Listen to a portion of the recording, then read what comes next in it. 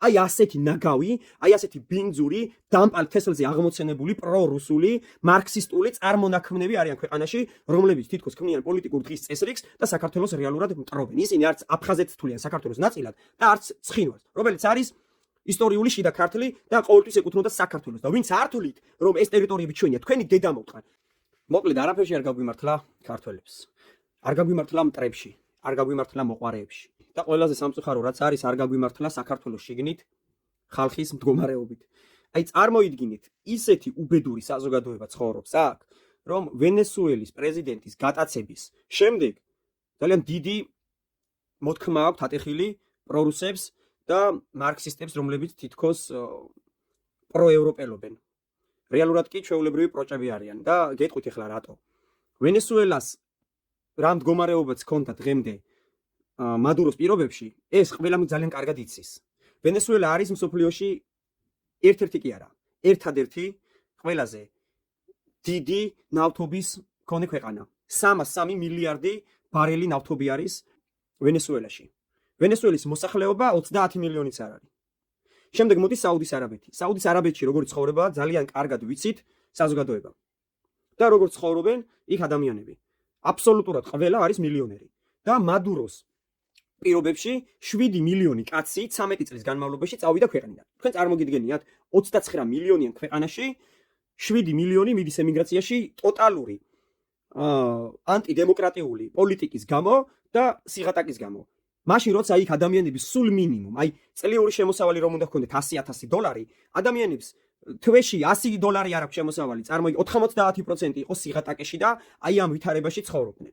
2013 წლიდან მოყოლებული 2017 წელს გაიმართა დიდი აქცია, სადაც ახალგაზრდა ბიჭი მოკლეს, გულმკერდში ესროლეს, 17 წლის ბავშვი იყო და დემონსტრაციაზე მოკლეს. ამის შემდეგ 2019 წელს ტანკები პირდაპირ ადამიანებს უვლიდნენ და აი ასე კლავდნენ, აი ასე უსწორდებოდა მადურო ოპოზიციას და გამარჯვებული კანდიდატი მაშინ ვინც იყო, ის ქვეყნიდან გაიქცა, ასე უშველა თავს.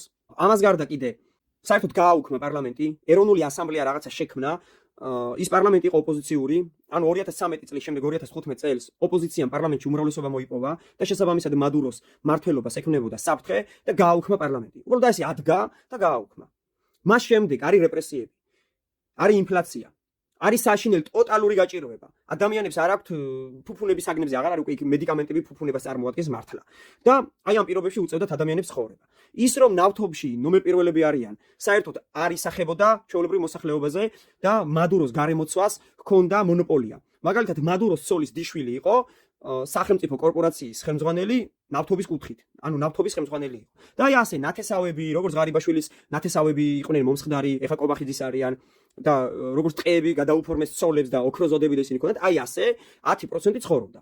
ხალხი გამოდიოდა, აპროტესტებდა, მაგრამ შედეგი არ ჰქონდათ. ადგა ამერიკა, ეხა იმას ინტერესი აქვს ნავთობის, ქვანახშირის, ოქროსი თუ ლეღვის ბიზნესის, ეს უკვე მიასახარისხოვანია, იმიტომ რომ ის სიმდიდრე უგო ჩავესი, რომელიც იყო მანამდე პრეზიდენტი და 2013 წელს გარდაიცვალა და შემდეგ მადურო გახდა პირველი პირი, აი იმ პირობებშიც აი ასე ცხოვრობდნენ.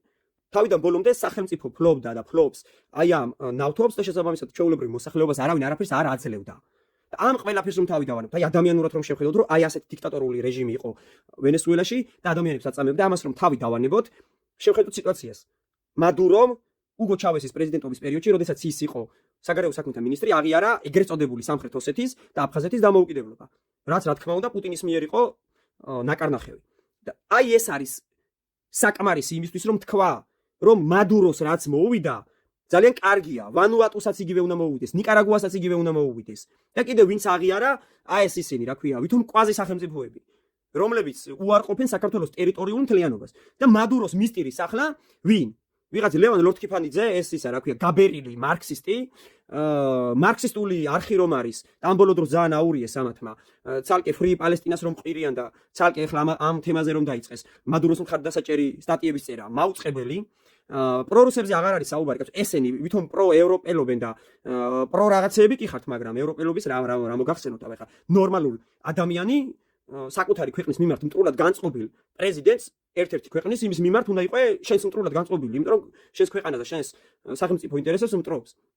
ხო და აი ამ პირობებში ქართული ოცნების მხარდამჭერები გაგიჟებულები არიან და საერთაშორისო სამართალზე საუბრობენ, რომლებიც რუსეთის უკრაინაში შეჭრას არქმევენ, რომ ეს არის სამართლიანი და რუსეთი თავის ინტერესებს იცავს და ბუჩაში რაც მოხდა, რაც გაგრაში მოხდა 93-ში და შემდეგ ბუჩაში მოხდა და იქ ადამიანებს რას უშორებოდნენ მშვიდობიან მოსახლეობას, ბავშვებს, ქალებს და მოხუცებს.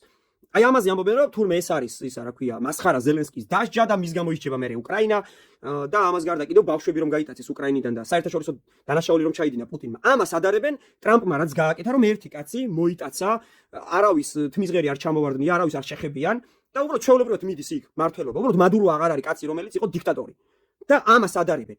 აი ასეთი ნაგავი, აი ასეთი ბინძური, დამპალ თესლზე აღმოცენებული პრორუსული, მარქსისტული წარმონაქმნები არიან ქვეყანაში, რომლებიც თითქოს ქმნიან პოლიტიკურ დღის წესრიგს და საქართველოს რეალურად მტრობენ. ისინი არც აფხაზეთს თვლიან საქართველოს ნაწილად და არც ცხინვალს, რომელიც არის ისტორიული შიდა ქართლი და ყოველთვის ეკუთვნოდა საქართველოს. და ვინც არ თვლით, რომ ეს ტერიტორიები ჩვენია, თქვენი დედა მოტყან. არ თulis მადურო და მადუროს ყველა მხარდამჭერი ხართ დედა მოტყნულები.